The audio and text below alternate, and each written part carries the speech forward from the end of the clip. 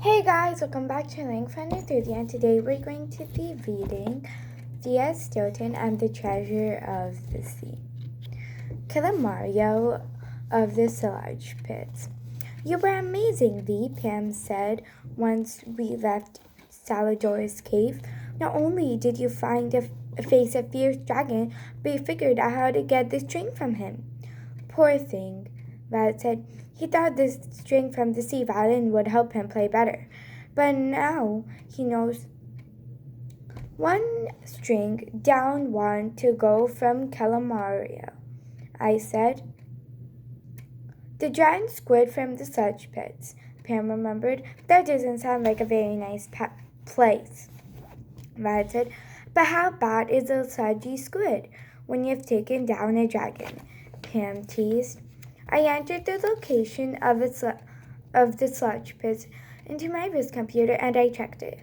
We need to head north, I said, to the sludge pits. Pam cheered. After we swam for a while, we noticed that the ocean floor beneath us was no longer pale sand. It now looked like a greenish-brownish slush. Let me guess, said Pam. We've reached the sludge pits. Violet held her nose. It smells terrible. I watched the sludge bubbles floated up to the surface and burst, releasing a rotten odor. What kind of a squid would live in a stinky place like this? Pam wondered. After she spoke, the sludge started to bubble furiously. The pointy head of a giant squid emerged from the side. Who has entered my sludge pit? The squid asked, staring at us with his enormous black eyes. It must be Calamario, Violet murmured.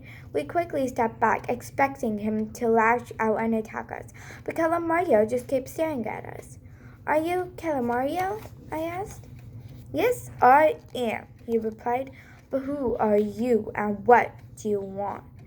He had fully emerged from the sludge, and his long arms were wriggling very close to us. Our names are Thea, Violet, and Pam, and we are here to ask for your help, I replied. We know that the cobra hermit crab has entrusted you with one of the strings for the sea violin. That is true, Calamario replied. We have come to ask for the string, I continued. Without it, Queen Anne can no longer play the music of the sea, which is causing Marina to disappear. Soon it will fade away forever. You can't have the string, the squid snapped. Why not? Pam asked, shocked. Please, you must help save Marina, Violet pleaded, but the squid childishly smacked his arms into the sledge, sending the stinky slime spraying all over us. You are not very nice, Violet said, wiping off her face. And you are pests, snapped the giant squid. Now I'm going back to my nap. When I wake up again, I don't want to see you here. Understand? I'm afraid not, Pam replied. The squid froze. What did you say? I said, we are not leaving here without the string, Pam said firmly. Calamario pulled his entire body out of the mud and swam toward Pam. She bravely stood her ground. The squid looked at her with his large eyes. You have courage. This pleases me, so I will give you all the chance to win the string from me, if you can pass a test. What kind of test? Pam asked. A test of strength, the squid answered. That's not fair, Violet protested. You are much larger and stronger than we are. We will wagger the string from the sea violin in a tug-of-war over the sludge puddle, Calamario explained. One of my arms against all 6 of yours. We can't accept, Violet whispered to me and Pam. If we fall into the sludge, we'll be stuck. We can do it, Pam said confidently. It's 3 against 1. Besides, this is our only chance to get the string, I pointed out. I turned to Calamario. We accept your challenge. The squid picked up a long rope of braided algae and gave us one end, taking the other in one of his arms. Begin, he yelled, and we began to pull on the rope. With all of our might, Calamario's arms was very strong. We held our ground. After a few minutes, though, we began to lose energy. Thea, he's too strong. We're going to lose this, Pam whispered to me.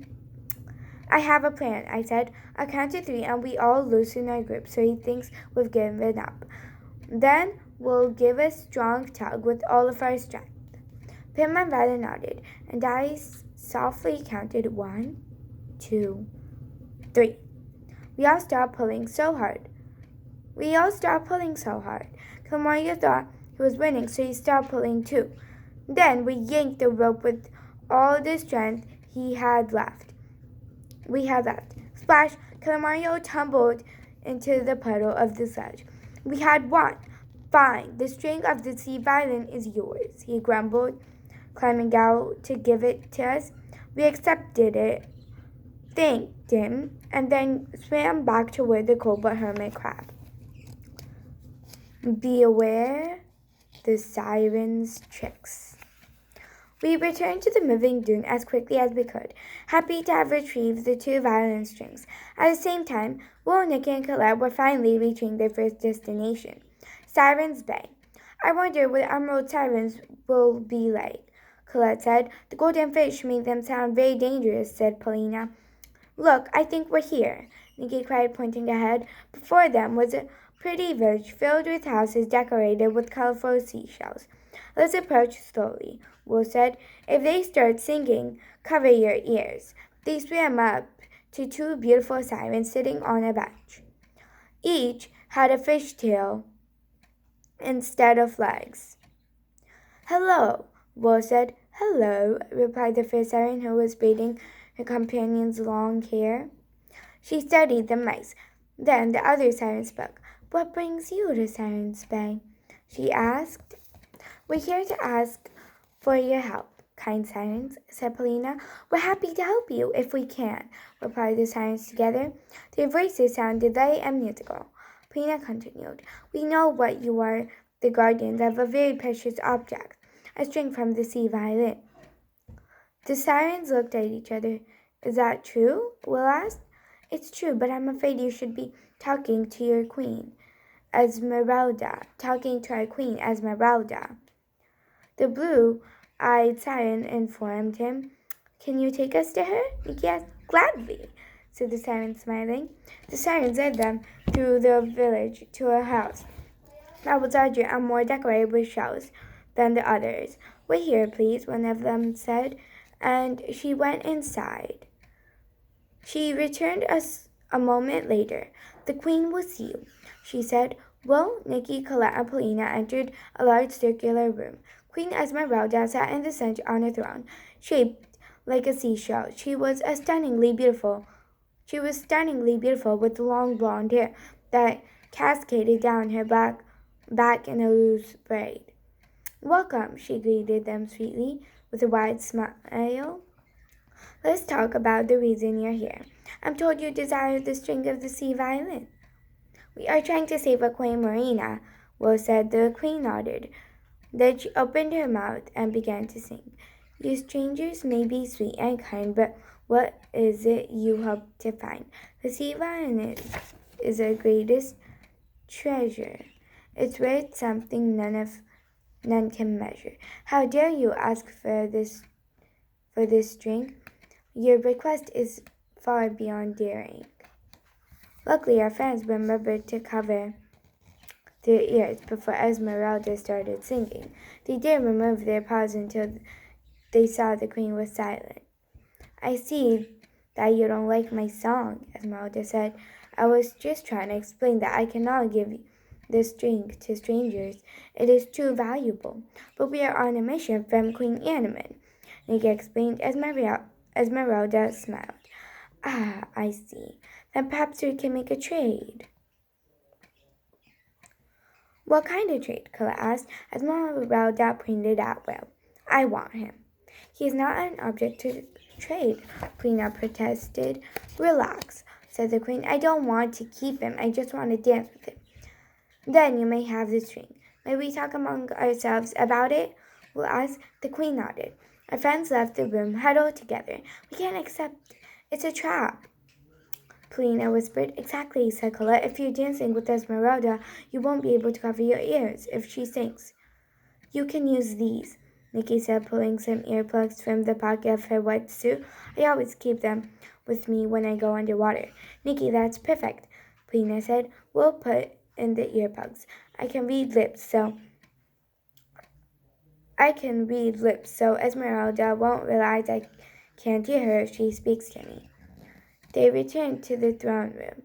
We accept your terms, Esmeralda said. I will dance. Esmeralda, I will dance with you for one song. Esmeralda swam toward, well, good, you've made the right choice.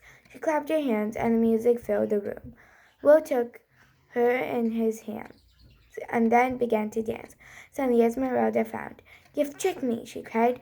She rolled her fingers in the water, and Will's earplugs magically floated out. That wasn't part of our deal, the queen said angrily. You asked for a dance, and that's what you got, Will replied. New rules, cried Esmeralda. No earplugs or you won't get the string. Will knew that the queen might impression him, but he also knew that he had to save Aquamarina. I will do it, he agreed. Will, no, Polina yelled.